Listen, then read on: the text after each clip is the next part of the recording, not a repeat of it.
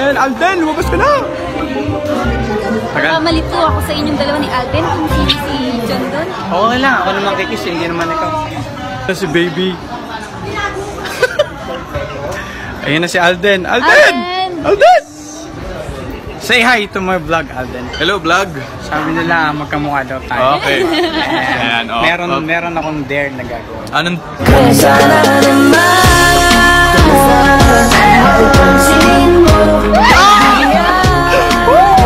Hello Kathden fans! Ang tulad ng Kathden, nagsama-sama kanina mga kasambreros, no?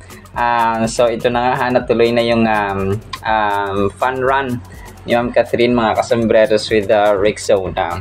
Tapos, marami tayong items by the way ha, so kung kaya ang tabayanan po ninyo. So kanina ay ang babaw ng kaligayahan ni Ma'am Catherine ay nag-ano sila ng bumili siya ng taho, no? 6 AM sabi niya dito. Tapos ay may picture siya, no? Maaga siya nag-post ha ng kanyang Instagram story mga kasambreros. 6:17 AM kanina bumili siya ng taho. Kasi nga doon sila sa UP Diliman mga kasambreros para tumakbo. Bumili siya attorney. So favorite talaga yung taho at saka pastillas. Yon. Pastillas mga kasambreros, favorite niya yun. Sabi niya, good morning, no? Of course meron siyang whoop, no? Yung kanyang parang relo dito sa kanyang left arm mga customers or left wrist, na kung saan ay nag-monitor na terno sila ni Pops Alden din mga kasambreros, no? Meron silang whoop. So ang tulay ng Kathden kanina ay at ito pa pala, pareho na sila may medal. Pareho na sila may medal mga kasambreros ni Sir Alden, di ba? Kasi Sir Alden dati ay may medal siya sa kanyang biking at saka jogging era mga kasambreros. So si Ma'am Catherine din meron na siyang medal, no? So 10-miler finisher na yata siya mga kasambreros, na kung saan ay achievement para kay attorney mga kasambreros, no? So dito ang tulay ng Kathden, walang iba kundi si Coach Mauro. Alam natin si Coach Mauro ay ito yung coach din ni Sir Alden mga kasambreros, no? Na kung saan ay ang cute ng kasi nakita natin yung pattern nila, no? So after ni Sir Alden ang mag-jogging, mag-cycling, nagkaroon ng medal. Si Ma'am Catherine na naman ngayon. So parang ilang piraso ba yung parang inisip ko nagdala ng extra t-shirts si Ma'am Catherine, extra mga damit, no? Kasi may blue tapos may white siya dito mga kasambreros. So sabi niya pa dito sa kanyang isang post ay 10,000 kilometer yan sila, or 10K finisher yan sila.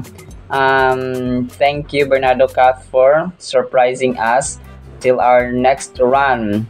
Tapos nakatag of course si Mauro Lumba, si Hortillosa, si Earl Hortillosa. Okay. Itong Earl Hortillosa, parang kasama rin niya dati sa Thailand ito sa BKK. Tapos of course si Chrysler Bernardo mga kasambreros, no? Na ate ni Ma'am Catherine mga kasambreros. So grabe, 10K, 10,000 meter or 10,000 kila. Grabe naman ko 10,000 kilometer na. 10,000 meter is equal to 10 kilometer. Grabe, ganun ba?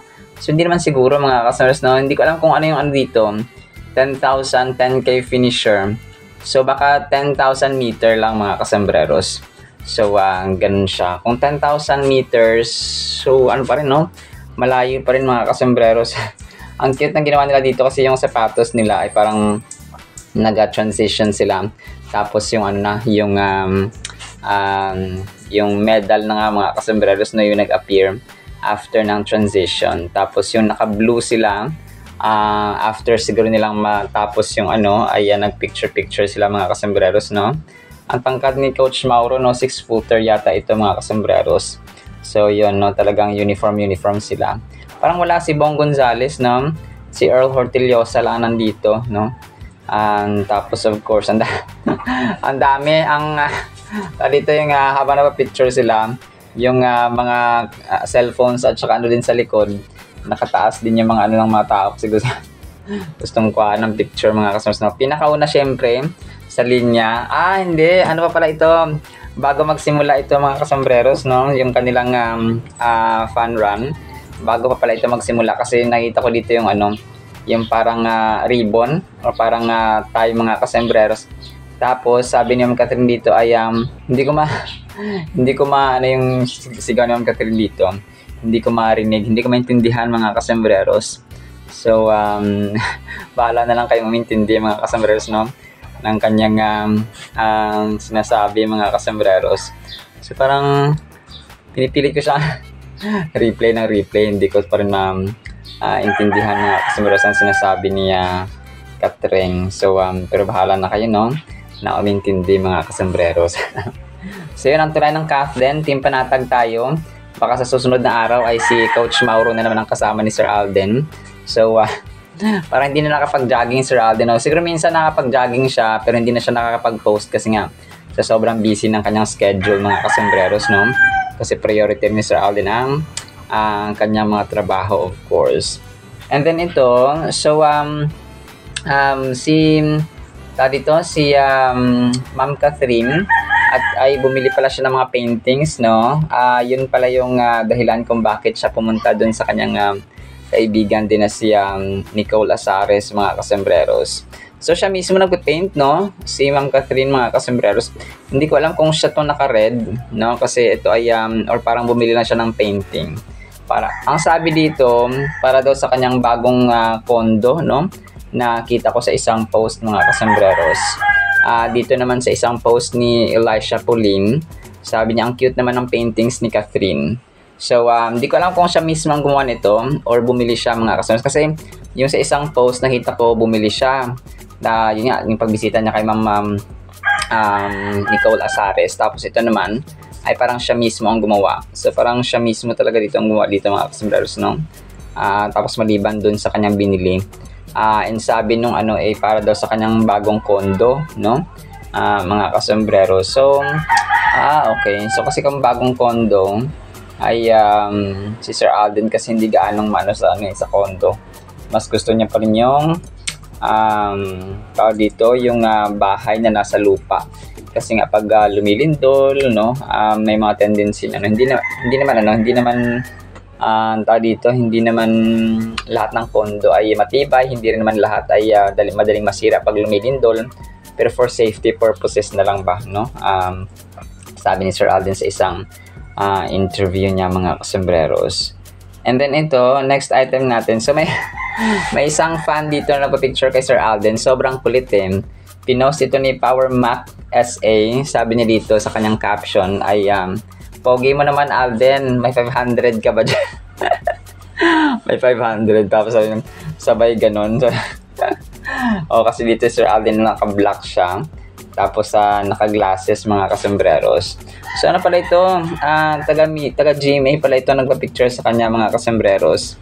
So parang isa sa mga tao sa GMA News mga kasombrero sa media.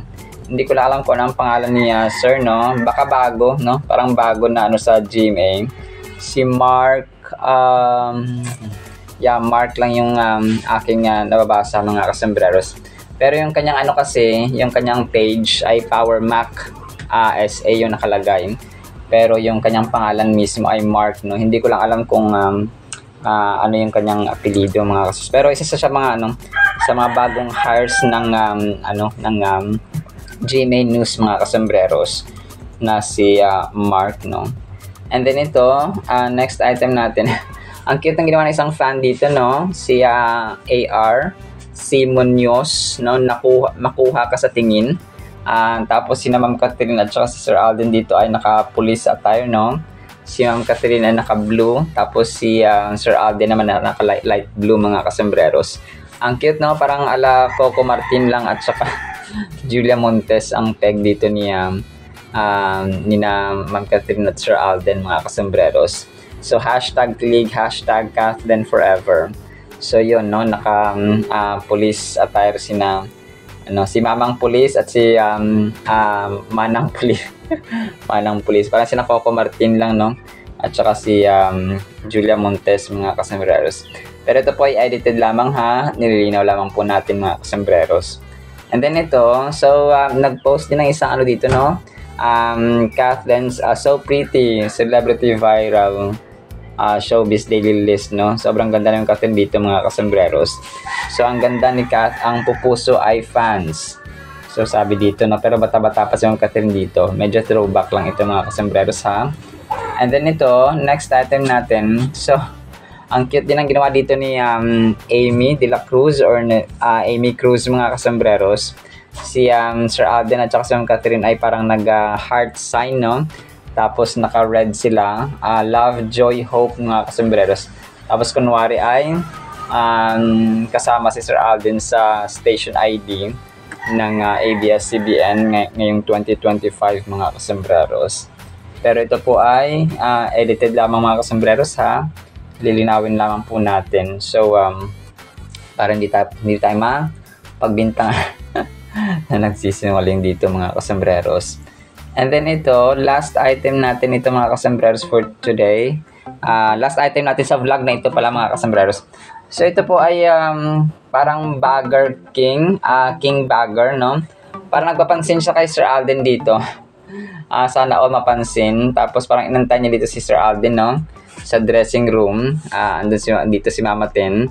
Tapos yun, finally ay sabi niya, hi vlog, sabi nga. Parang napansin din siya, mga kasembreros. So parang may binulong siya dito pero hindi na niya sinabi. Tapos nagulat si Sir Alden, mga kasembreros. Tapos nagtawanan sila, mga kasembreros. Alden, solve, sabi nga. Sobrang cute lang. So sabi niya, Alden, labas ka na. So parang sobrang tawag dito, sobrang fan siya ni Sir Alden. So yun po, no, sobrang sabi nito, ayun na si baby, sabi nga baby Alden. Baby Alden yung kayang tawag, sobrang kulit lang. Alright, pero yun po, mga kasembreros, ha. Yun lang po sa ating Kathleen items. Sana pa ipangin po natin ang Word of God. Today is November 23, 2025. Sunday na po, mga kasembreros, no? Blessed Sunday po sa bawat isa. Sana po ipakinggan po natin ang napakagandang salita. At para po sa ating Word of God ay sobrang relevant po ito ngayon, mga kasembreros. Ang title po natin ay Mag-asawa, Live-in. 1 Corinthians 7 verses 1 to 3. Now concerning the things of which he wrote to me, Apostle Paul speaking, it is good for a man not to touch a woman. Nevertheless, because of sexual immorality, let each man have his own wife, and let each woman have her own husband. Let the husband render to his wife the affection due her, and likewise also the wife to her husband. So, ito, mga kasembreros, ay napaka-relevant po nito ngayon. Actually, hindi lang ngayon, magiging relevant ito in the future, relevant ito noon pa, mga kasembreros. Kasi nga dati, sabi ni Apostol Pablo dito, no, sa time pa ng early Christians, sa Biblia, no, sa Asia Minor, mga kasembreros, sa Corinth, no, ay nangyayari na yung ganitong kung mag-aasawa, kung hindi nyo kayang kontrolin ang inyong sarili sa pagnanasa ng laman, ay mag-asawa kayo, no? You have to undergo the process of marriage. Hindi lamang siya live-in. No? Kung kaya sinama ko dito ang live-in. Kasi marami ang ganitong ginagawa lang ngayon, parang tumapa live-in lang, no? Parang tikim-tikim lang. Tapos, kung kaya nag-remind siya dito na kapag ang isang lalaki, no, ay tinuturuan at in-instructionan ni Apostol Pablo na huwag galawin, no, ang isang babae, not until na ikasal sila, mga kasembreros, or they have to undergo the process or ceremony of wedding, mga kasembreros. May basbas ng Panginoon. So sabi niya, hindi mabuti, no, na gagalawin ng lalaki ang isang babae. Nevertheless, no, dahil sa sexual immorality, ay kailangan nilang mag-asawa, no? Kumbaga yun ang paraan para maging maangkin niya yung babae at saka yung lalaki magiging isa sila, mga kasembreros. So they can do whatever they want, especially yung intercourse, mga kasembreros. And let each woman have her own husband. So ganun din po sa babae, mga kasembreros. So yung ito kasi ay parang ito yung spirito na andito ay yung self-control mga kasembreros. So kapag hindi mo makontrol, ikaw bilang isang lalaki, kapag hindi mo makontrol yung sarili sa pagnanasa ng laman, so mag-asawa ka na lang. Okay? Kapag hindi mo makontrol, kapag babae, ganun din po mga kasembreros.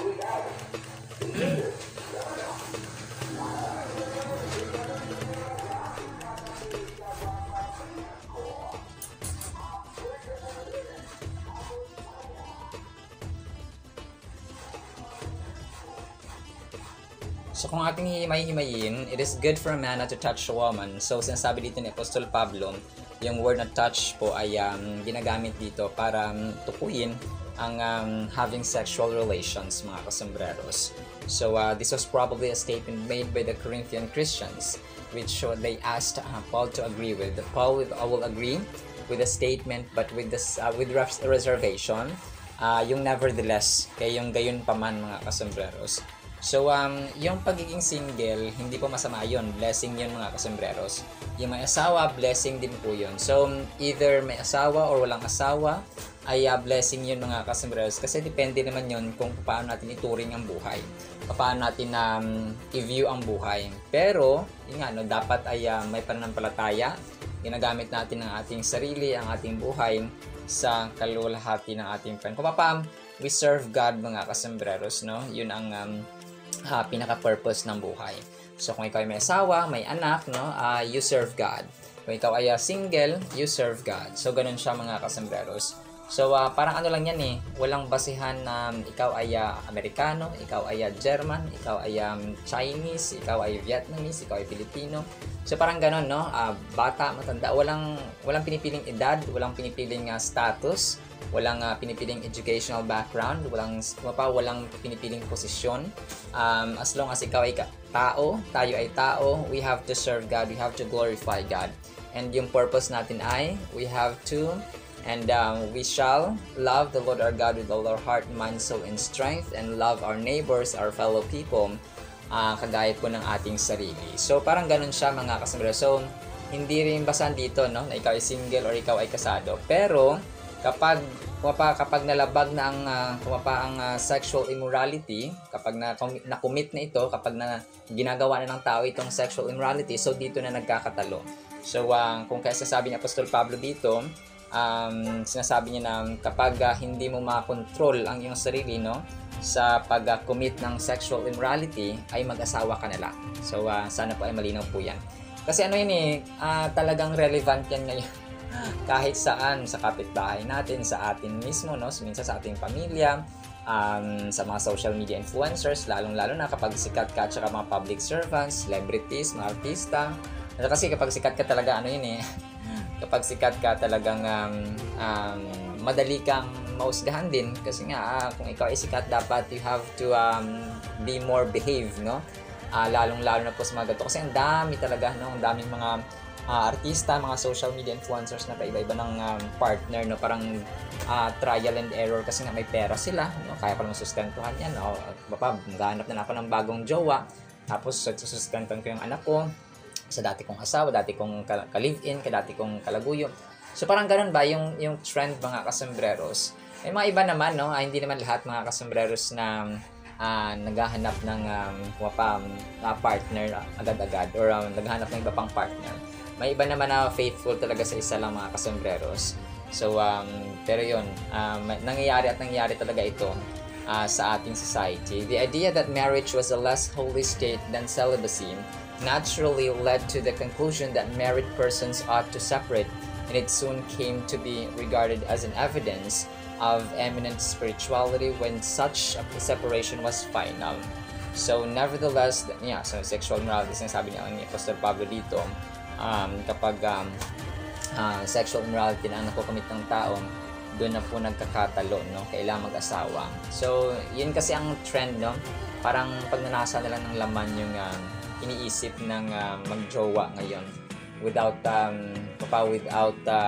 respecting or regarding, putting high regard mga kasembreros. Parang hindi nila vina-value pinapahalagahan talaga yung kasal, yung seremonya ng kasal. Basta sa kanila may pera sila, they can sustain, they can provide, go na sila mga kasembreros. Hindi nila iniisip na sagrado ang kasal, no? And husgahan hukman mga kasembreros ng Panginoon, mga kasembreros, ang mga hindi gumagalang sa pag-aasawa, no? That's Hebrews 13:4 mga kasembreros. Yung mga hindi dito gumagalang sa kasal. So yun po siya mga, and nakakatakot yun mga kasembreros, kasi kapag hindi tayo hindi natin undergo ang ceremony of wedding, ay may paghukom, no? That the husband render to his wife the affection due her. And likewise, sabi niya, the wife does not have authority over her own body, but the husband does. So yun siya, no? Kasi nga nagiging isa ang babae at lalaki mga kasembreros. Paul also emphasizes what the woman needs, not merely sexual relations, but the affection due her. If a husband has sexual relations in his wife, but without true affection to her, he is not giving his wife and what she is due. So yun siya, kasi ang sa mag-asawa, nagiging need kasi yung sexual intercourse, no? Sorry po sa mga terms natin. Nagiging need po siya mga kasembreros. And gift naman, no?